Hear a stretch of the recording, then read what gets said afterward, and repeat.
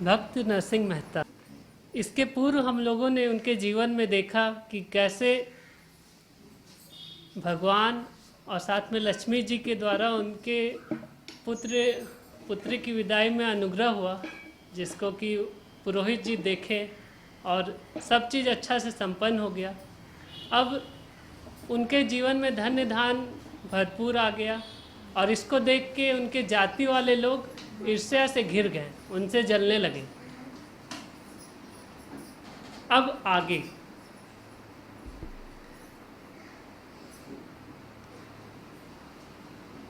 जाति के गणमान्य लोग तो उनसे घृणा करते थे और उनसे मिलना जुलना भी अपनी प्रतिष्ठा के विरुद्ध समझते थे, परंतु परम भागवत नरसिंह राम को इन बातों की तनिक भी परवाह नहीं थी। सच्चे भक्त इस ओर ध्यान ही नहीं देते कि दुनिया उनके विषय में क्या कहती, सुनती या समझती है। वे तो केवल एक इसी विचार में मग्न रहते हैं कि हमारे प्रियतम भगवान किस बात से प्रसन्न होते हैं और कौन सी बात उन्हें पसंद नहीं।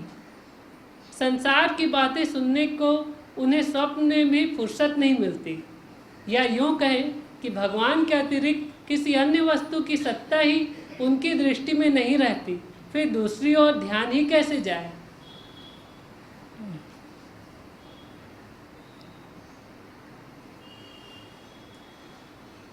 भक्तराज के पुत्र श्यामल दास की अवस्था धीरे धीरे 12 वर्ष की हो गई।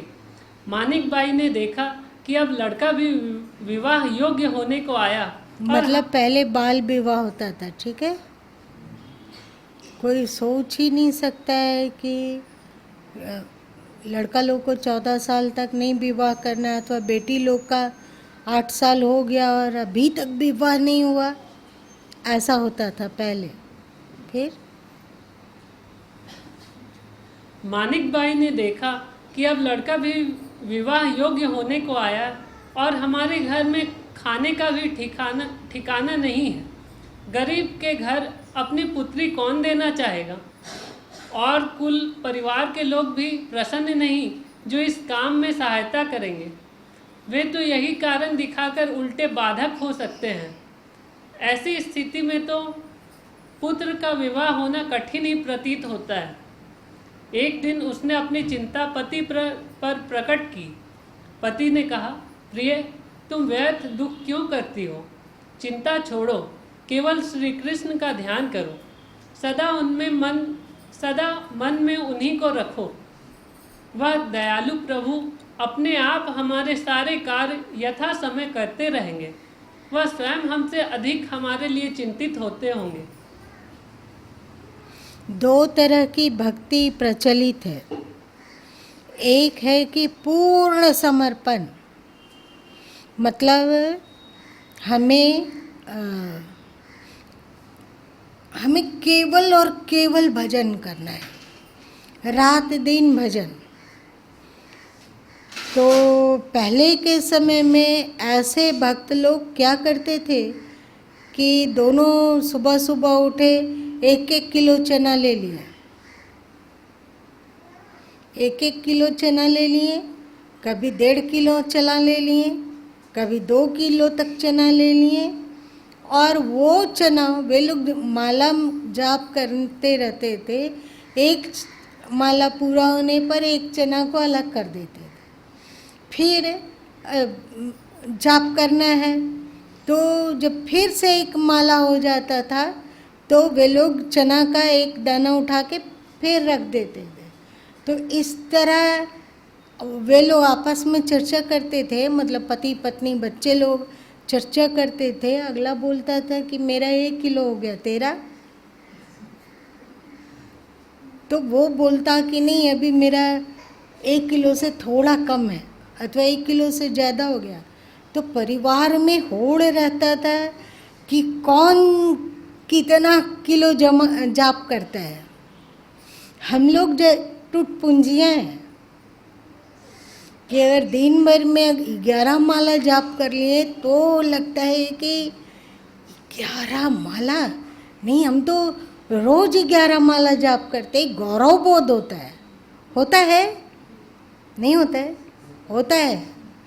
और हम लोग जब नवरात्रि इत्यादि में भी जाप करते हैं तो ऐसा जाप नहीं कर पाते हैं कि सुबह से भोजन के समय भोजन किए, जल पीने के समय जल पी लिए, नित्य क्रिया से निवृत्त हो गए, उसके बाद फिर बैठ गए और जाप कर रहे हैं और जाप कर रहे हैं और कर रहे हैं और कर रहे हैं।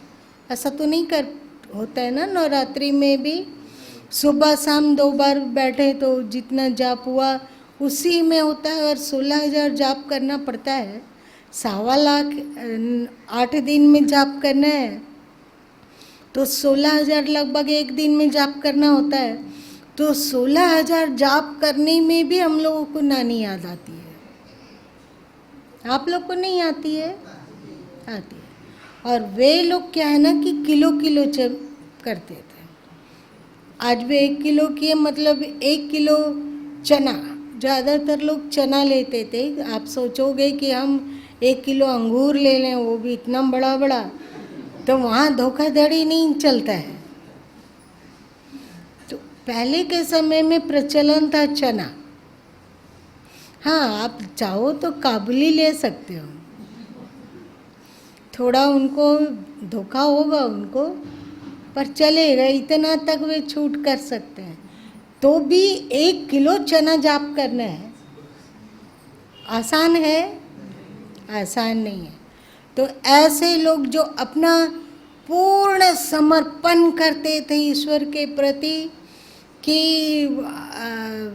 योगक्षेम में हम जो श्री कृष्ण कहें कि अप्राप्त की प्राप्ति और प्राप्त की रक्षा वे करेंगे, तो मेरी शरण में आ जा, गीता में है ना। तो कुछ भक्त ऐसे होते थे कि वे पूर्णतः योगक्षेम में हम पर भरोसा करके बस नित्य क्रिया से निवृत्त हो गए। जो भोजन है, भोजन बना, पालिए पूरा परिवार, फिर बैठ गए जाप में भजन करना। और एक बात है कि शायद इतना जप करने के कारण उन लोगों के दिमाग की जो क्वालिटी होती थी वो ऐसा हो जाता था जो कि ईश्वर के प्रसन्नता के अनुरूप कार्य में ही प्रवृत्ति होती थी। मेरी बात समझ रहे हैं ना? इतना वे जाप करनी है तो उनका दिमाग ऐसा बन जाता है कि कोई अशास्त्रीय शास्त्र विरुद्ध कार्य उनसे होता ही नहीं है। और जो शास्त्र सम्मत बात है, जैसे दया है ना, और जैसे आप लोग इसके पहले पढ़ें कि अक्रूर जी है सो 3 साल तक का सब व्यवस्था करके गए और ये 3 महीने में उड़ा दिए। क्या किए? साधु संतों को बुला बुलाकर सत्संग करवाना और साधु संतों की सेवा में सारा कुछ जो था वे बांट दिए। और अब क्या करेंगे? अब फिर जप करेंगे, वो जानेंगे कि कैसे। एकदम ईश्वर ऐसे भक्त लोगों से नाको दम हो जाते हैं, एकदम पक्का। उसको जो भी दो वो बांट देता है और फिर ज्यों का त्यों। अब ज्यों का त्यों है तो फिर से उसकी व्यवस्था करो, क्योंकि उसको एकदम पूर्णतः विश्वास है योगक्षेम में। हम लोगों में वैसा विश्वास नहीं है, इसीलिए नकल मत करना। ऐसा मत सोचो कि ईश्वर योगक्षेम में हम बोले हैं तो वे व्यवस्था करेंगे, हमको पुरुषार्थ करने की क्या आवश्यकता है। ऐसा तब करना जब उनके जैसा हम लोगों में भरोसा हो, विश्वास हो। देखो ये नरसिंह मेहता को एक जरा सा दिमाग के किसी कोने में चिंता नहीं है, और आएगा जो जैसे बेटी के समय में भगवान दिए तो वो सारा कुछ बेटी को देकर विदा कर दिए, अपने लिए कुछ नहीं रखे। समझते ना? अभी क्या होता है हम लोग को कि यदि हमने भगवान इतना देते हैं तो बांटने से पहले हम अपने आप को देखते हैं कि पहले हम इतना अपने लिए बचा लेते हैं, एक्स्ट्रा जो है उसको बांट देंगे। घर में रोटी बनी है, हम लोग 4 जन यदि घर में हैं तो सबको एक टाइम में अगर मैक्सिमम 4 रोटी खा लेंगे तो 16 रोटी की आवश्यकता है, पर बन गई है 20 रोटी, तो हम 4 रोटी किसी गरीब को अथवा ज़रूरतमंद को दे सकते हैं, पर अपने लिए रोटी तो बचाते ही हैं। वैसे ही यदि बांटना हो, धन पैसा ही उपार्जन किया हुआ चीज़ अथवा ईश्वर ने जो दिया उसको बांटना हो, तो अभी हमारा गणित होगा कि पहले हम अपने लिए रख लेते हैं, उसके बाद जो एक्स्ट्रा होगा वो दे देंगे। तो बेटी के लिए भगवान उतना दिए तो वे अनाप शनाप दे दिए। तो चाहते नरसिंह मेहता तो कह सकते थे कि इतना अनाप शनाप दे दिए, इतना का तो जरूरत है वहाँ नहीं, उतना ओवर करने की क्या आवश्यकता है। तो उसी में से अपना 1 महीना 1.5 महीना का खाना खुराक ही तो रख सकते थे ना, कम से कम। तो उनको कोई मतलब नहीं है। कहने का तात्पर्य उनका दिमाग में पूर्ण विश्वास है कि वो करेंगे, कैसे करेंगे, क्या करेंगे, वो करेंगे, है ना। तो सब दे दिए। अब बाकी समय में उन लोग का खाली समय रहता था तो वे सुमिरन करते थे, जाप कर रहे हैं, कभी कभी भिक्षाटन के लिए निकल जाते थे। लेकिन क्योंकि ये नरसिंह मेहता नागर जाति के थे, नागर सम्मानित ब्राह्मण होते हैं और साथ साथ में बहुत धनी होते हैं, क्योंकि जितने राजपुरोहित और मंत्री इत्यादि ज़्यादातर नागर ही होते थे। अभी नागर जाति का अस्तित्व है कि नहीं हमें नहीं पता, है क्या पता नहीं। जो तो वह भिक्षा भी नहीं मांग सकते हैं, केवल क्या कर सकते हैं, भगवान का भजन। भगवान का भजन किए, कोई आके पहुंचा दिया 2 किलो आटा तो मिल बना के खा लिए, कभी रोटी बन गई। ऐसा नहीं है कि उनके यहाँ नहीं तीनों टाइम रोटी खाने में अच्छा नहीं लगता है, एक बार पराठा और आटा कुछ सेका जाता है तो कुछ तीनों टाइम एक ही चीज़, ऐसा तो था नहीं। किसी दिन चावल आ गया तो चावल बना दिए। अब ये नहीं उनके मन में आ सकता है कि दाल की आवश्यकता है, कुछ सब्जी भी हो जाती तो अच्छा हो जाता। अच्छा कोई अचार ही रहता तो चल जाता, अथवा वो भी नहीं है तो कम से कम पापड़ तो रह सकता है ना। ऐसा कुछ नहीं, चावल है और नमक नहीं है तो जो है वो संतोष पूर्वक कि ईश्वर ने आज चावल दिया है तो ये दिया है तो उसी का सेवन कर लिया। धन्य है वे लोग, भक्त लोग। ऐसे भक्तों को भी नमन करना चाहिए जिनको पूरा भरोसा है कि योगक्षेम वहाम्यहम्, भजन और भोजन, बस और कुछ नहीं।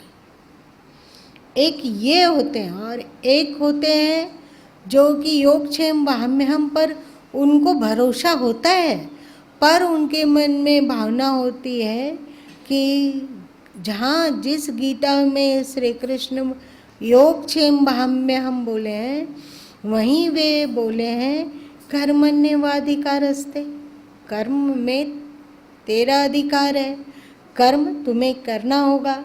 अर्जुन को क्या शिक्षा दिए कृष्ण जी, योगक्षेम वहाम्यहम् बोले तो क्या अर्जुन को ये शिक्षा दिए कि योगक्षेम वहाम्यहम् जब बोल दे रहे हैं कृष्ण जी तो वे योगक्षेम वहाम्यहम् का निर्वहन करेंगे, हमें युद्ध करने की क्या जरूरत है। हम क्यों अपना हाथ किसी के ये दुष्ट लोगों के रक्त से हम अपना हाथ क्यों रंगे, हम उनका भजन करेंगे। माला ले लिए, 1 किलो चना, 1.5 किलो चना ले लिए और बस लग गया। ऐसा कृष्ण जी मानते क्या? वे कहते अपना तू कर्तव्य कर, बाकी देखना मेरा काम है। तो योगक्षेम बाह्यम को अपना आदर्श वाक्य मानने वाले भक्तों में भी 2 क्वालिटियां हैं। एक पूर्ण समर्पण जैसे नरसिंह मेहता, और एक कर्म हमें करना है, बाकी उसका फल वे क्या देते हैं, जो उनके अनुकूल है, जो कार्य उनके अनुकूल है ऐसा कार्य नहीं करेंगे। जीवन निर्वाह हेतु भी वैसा कार्य नहीं करेंगे जो पाप पूर्ण हो। मेरी बात समझ में आई?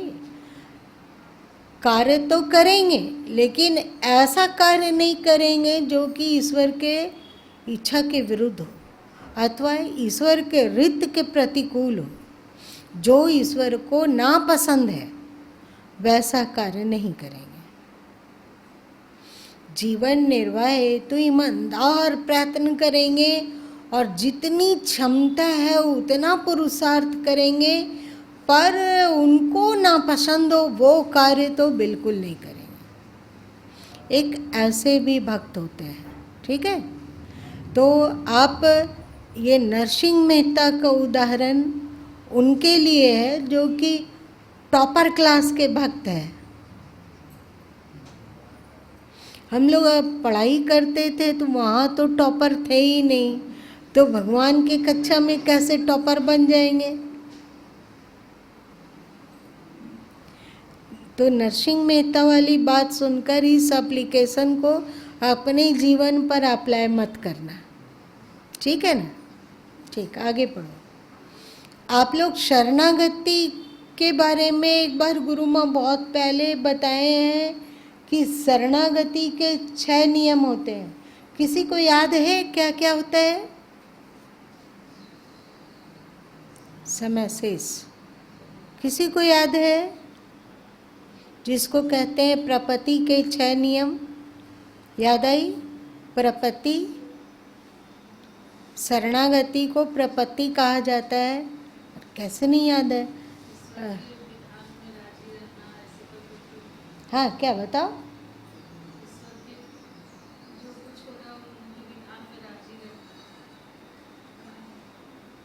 प्रपत्ति का अलग बताए थे, और आज से शायद 7-8 साल पहले रविवार के उपदेश में सदगुरु कबीर साहब से जोड़कर कि सदगुरु कबीर साहब में 6 प्रपत्तियाँ एकदम बिल्कुल भली भांति दिखती है। आप बताओ क्या बोले थे? आप लोग तो रविवार ये सत्संग में आते ही आते थे, किसी को थोड़ा बहुत याद?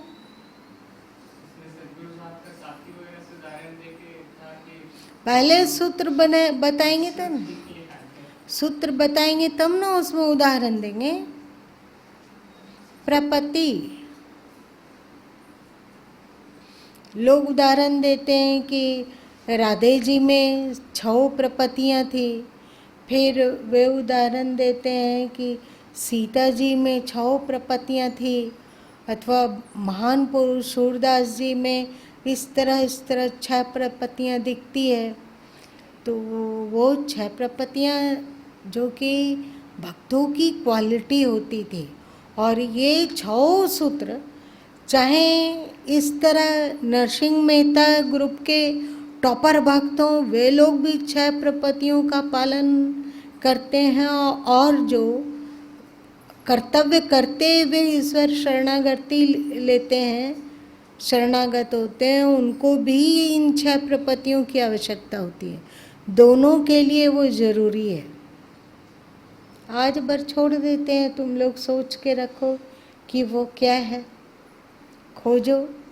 आजकल तो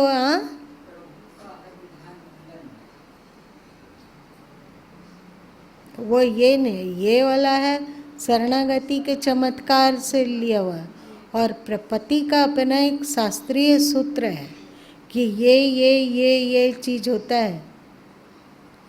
आप लोग चाहो तो गूगल में ट्रैक कर सकते हो कि है क्या। हमें नहीं पता कि उसमें है कि नहीं। अगर है तो ढूंढ के रख कर कल बताना, और नहीं होगा तो याद, अथवा इसमें नहीं मिला तो कल हम लोग इस पर चर्चा और कर लेंगे, सुन लेंगे। ठीक है ना। आज इतने ही रहने देते हैं। ये क्लियर हो जाना बहुत आवश्यक है कि नरसिंह मेहता की क्वालिटी और हम लोगों की क्वालिटी में समान क्या चीज़ होनी चाहिए और दोनों में भेद क्या है। ये क्लियर हो जाने के बाद हम सुनेंगे, तब ज़्यादा लाभ उठा पाएंगे। इसलिए आज प्रकृति की चर्चा की गई। ठीक है ना। आज इतना ही।